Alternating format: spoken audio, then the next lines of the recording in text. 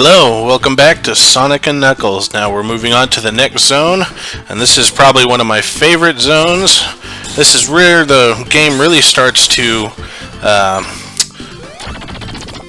where the real meat of the game is, in my opinion.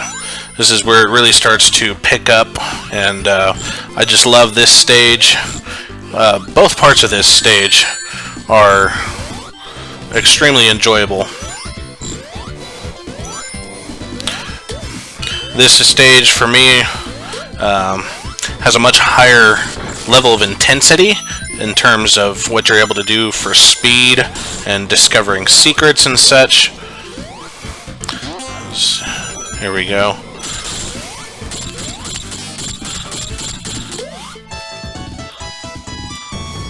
Like I said, I just love this stage. I love exploring every part of it, just going through everything. And also, this is where I think, even though we've been through 3 stages already, I think that this stage is where we get the most lore out of the game. This is really where you start to pick up what's been going on in the game. So this is kind of where my mind starts to wander and kind of think about what kind of story is happening behind the scenes, as there's no narrative or any way to derive a story other than your imagination, basically. So for this stage, obviously having the fire shield is much more desirable than any of the other shields, and as you can see, for obvious reasons, it just makes the stage flow that much better. Pretty much all the monsters have the fire element, so having the heat shield basically makes you all but invincible to the monsters here. Okay, right here there's actually another opening, but here's another big ring, so here we go. Alright, let's see if I can remember this one. So in this one is one that doesn't really follow a linear path per se, but like you saw right there, the best way to make this stage easier is to find where the slots are open, as opposed to just running into the yellow orbs, like right here. So doing that not only opens up this whole space where you can jump here and move to different areas, but that is basically the secret to beating this special stage. Let's see. Turn around here.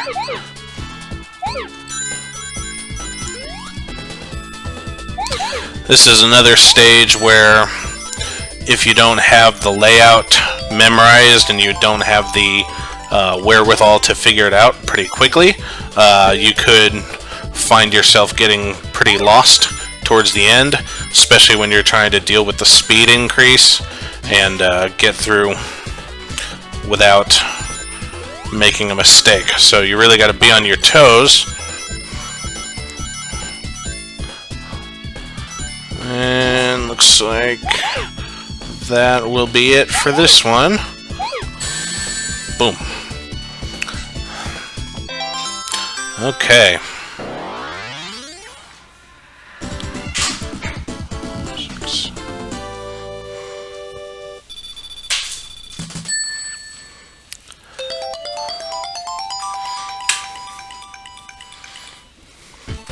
Okay, moving on. This is another one of those stages where the sheer amount of rings that you can collect can definitely result in a bunch of extra lives. So we try to take full advantage of that as well. Alright. I think there's something up here. It's fine though, the lightning shield is just as usable, especially in this part right here. Just gobs and gobs of rings, just there to help you out. So, this is, like I said, this is kind of the stage where I start thinking about the plot and what I've been doing this whole time, why we're running around and trying to save wherever it is we're at. I believe from a lore standpoint, this whole island is called Angel Island, but if you're just playing through the game like this and you've never played it before, there's not really much given in terms of plot and what's going on. So when I see the background of this stage, like you can kind of see there the head of the Death Egg. I always kind of derived that, well, when I was a kid, I didn't know that this was the inside of a volcano.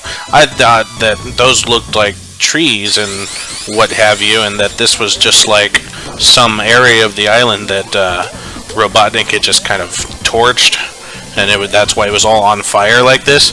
You know, it kind of makes sense when you have nothing else to go on, you know? But once you realize that it's the inside of the volcano that the Death Egg falls on in the intro, then that kind of tends to make a little more sense as to why everything's on fire like this. And that's only exemplified even more in the next stage when you kind of get deeper into the volcano where the lava's not so active and everything. So when we get to that part, I'll kind of explain more about that. So as you go through this level, like I said, having the fire shield is the most desirable for making an easy run, but the lightning shield is just as useful, especially if you're going for ring collection. So I find it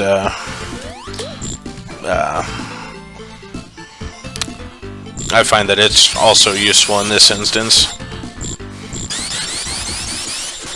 Okay. So as we get through here, I think we're getting close. Yeah, I think this is the boss stage here. This boss...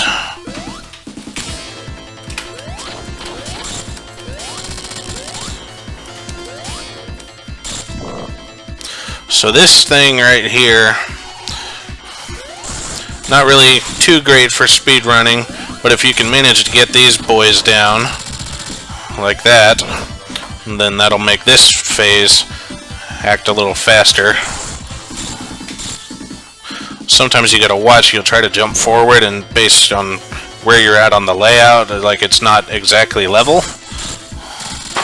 So you could have trouble trying to jump forward if you're not watching yourself. Oh, thank you. Bonus. Alright. This one, this first stage was pretty good, but this next part right here is probably takes the cake for in terms of level design, and I love the theme, the ambience of the music. Let's see.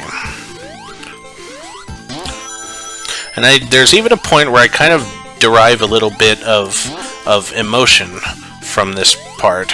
Because like I was saying, I used to think that this was the inside of like a forest or just some area that was destroyed by the Death Egg when Robotnik landed here. So I used to think that because he did that he was quite literally incurring the anger of not only Sonic but all the other inhabitants of this area by being just a destructive force.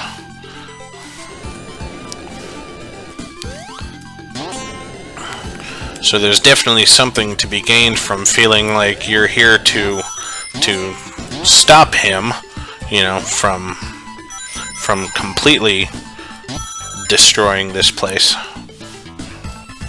So obviously there's a sense of natural beauty to this stage. It's like it's almost like going cave diving a little bit.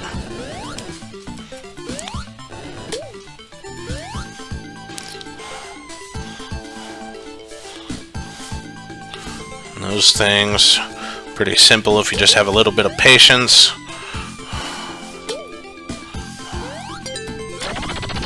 Let's see.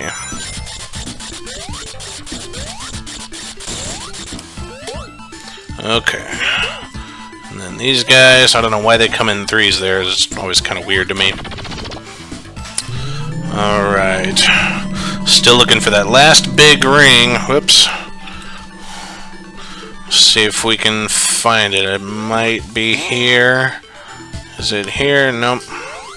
I do think it's in this part, though. So let's jump on this thing. And then if I'm right... Do we have it? Oh boy. Here we go. Alright.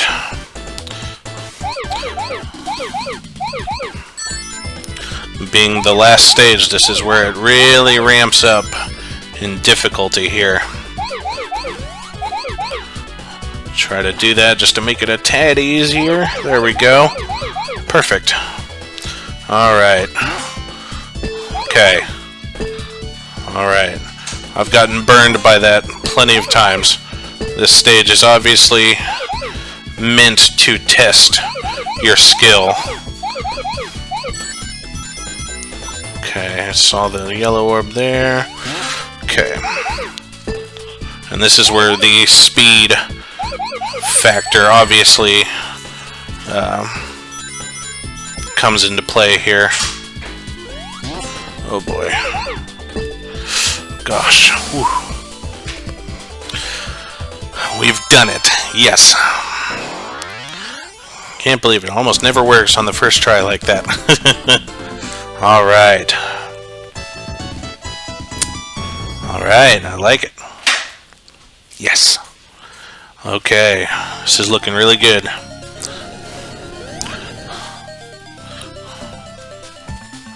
So, fun fact, for anyone who doesn't know, for any big rings you find from here on out, we'll just give you I think it's a stack of 50 rings automatically. So, I think there's at least one more big ring in this stage. So, if we find it, that'll just be bonus. Which I think it's down here. Yep. Amazing. Alright.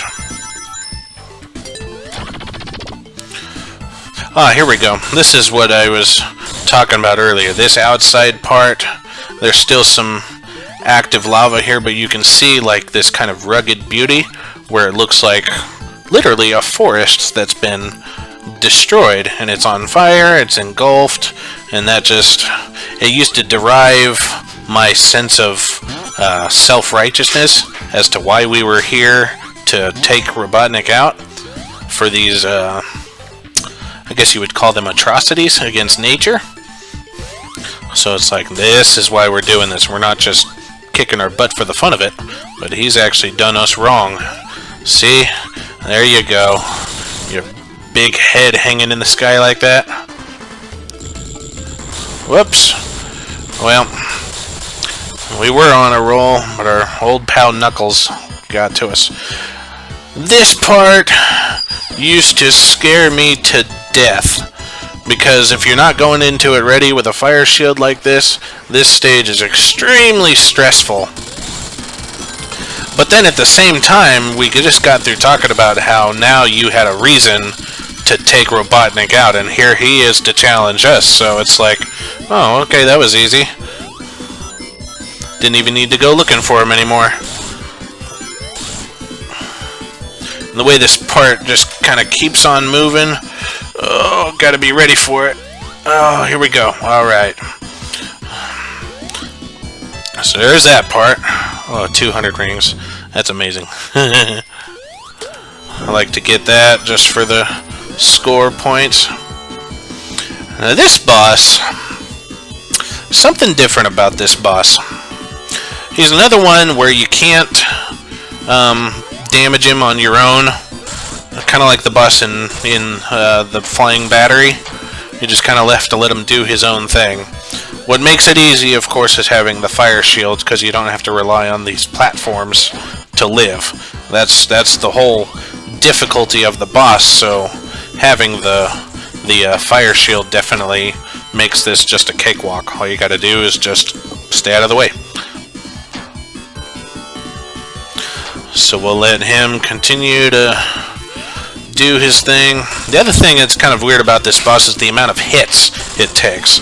That makes this fight just a while longer, so kind of got to last several rotations here just to get through this one. But eventually he'll just have enough and blow up. I don't know how you'd survive from that, being destroyed in lava like this. Is it this time? Might be this time. Yep, there it is. Alright. And we are ready.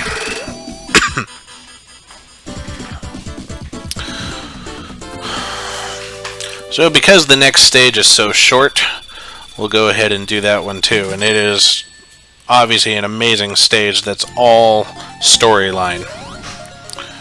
And I love doing it because, especially when you have Supersonic unlocked. Whoops. Could have hit a thing there. Alright. So the point here... So we're going to need to get 50 rings here by the time we get to where we're going, so we can do this fight the right way. I almost refuse to do it any other way without Supersonic anymore. So we're at 37. I don't think there's anything over here. But the thing that's going to get us is this. Whether it's this one or the slots, it's pretty easy to walk out with 50 rings.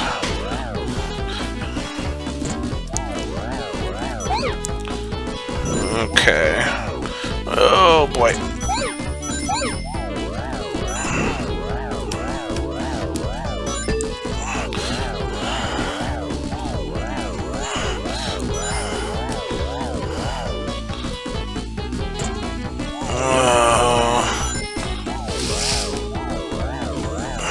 Okay, hit our mark. I'll take that one up. Yep.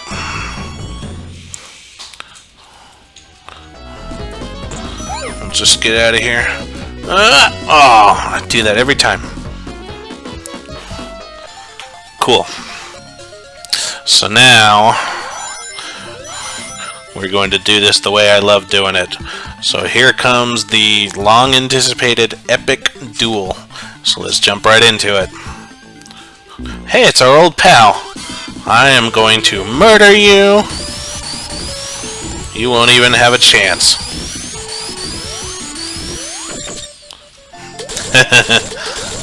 Did you like that? Oh, but wait, what's going on? All that hard work sitting right in front of us, and he's just gonna take it away. But wait a minute. So, there's nothing here, there's no dialogue here, but it seems like that Robotnik's old hired gun has been betrayed. Now maybe he'll finally come to his senses and realize who the real bad guy is. The only question is, what's Robotnik up to with the Master Emerald? Let's go find out, shall we?